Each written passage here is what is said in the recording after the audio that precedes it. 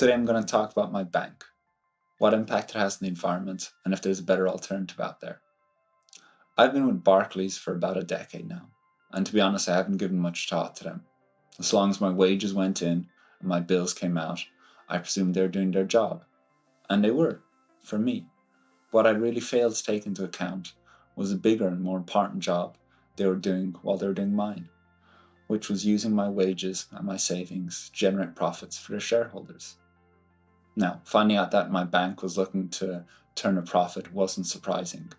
What was surprising and shocking when I found it out was the entities they want to support and the organizations that they want to back in order to generate this profit. You might be thinking, Barclays is a well-known high street bank.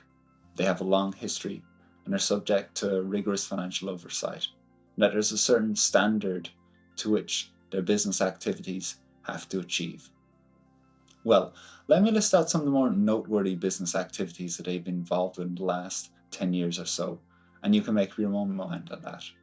They issued a $300 million bond for the construction of the Rampal coal-fired power station in Bangladesh.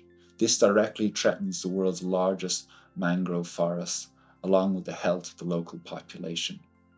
They also insured over $3 billion worth of bonds for meat producer JBS, which has admitted to bribing over 1,800 politicians in Brazil and is actively involved in the deforestation of the Amazon.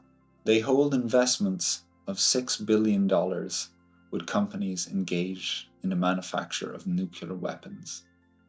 And they hold a further $1 billion worth of investments in companies directly linked to the Myanmar military, which is currently engaged in ethnic cleansing and bloody suppression of its own people. And since the Paris Climate Agreement, they are the single largest bank investor in fossil fuel projects in Europe.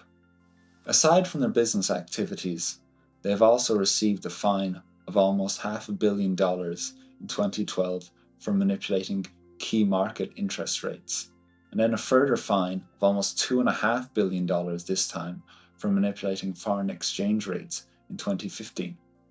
And of course, you can't have a 21st century bank without tax avoidance, which is why they own subsidiaries in the Cayman Islands, Isle of Man, Switzerland, Mauritius, and Luxembourg, with one glaring example being them avoiding $2 billion in tax by funneling profits through a small Luxembourg office instead of their UK HQ. And finally, there is our previous CEO, Jess Staley, who had to resign in 2021 due to his close relationship with notorious paedophile and financier Jeffrey Epstein.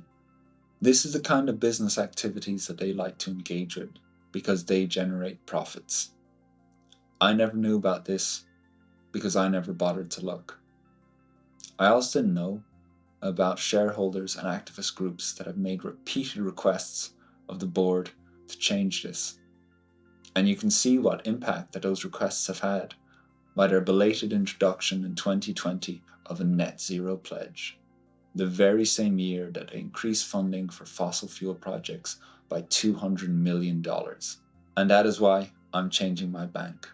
I don't like learning new login systems. I don't like dealing with automated switchboards or AI bots.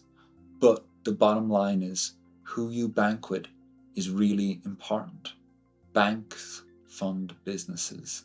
They choose who to invest your savings with, and they are going to play a key role in how fast we shift to renewable and sustainable power. So, I would implore you to take a hard look at your bank and see what activities it supports.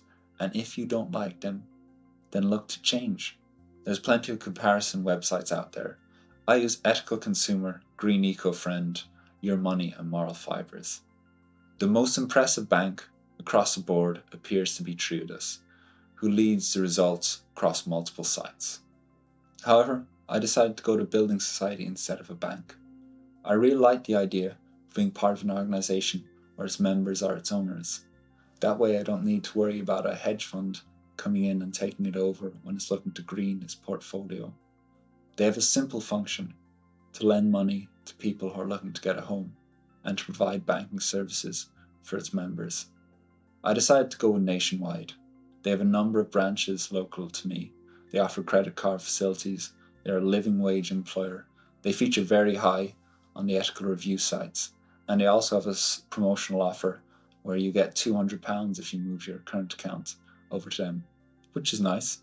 As a new member, I hope to get involved in pushing them to take on more progressive green policies and hope to make them a better organisation than they already are.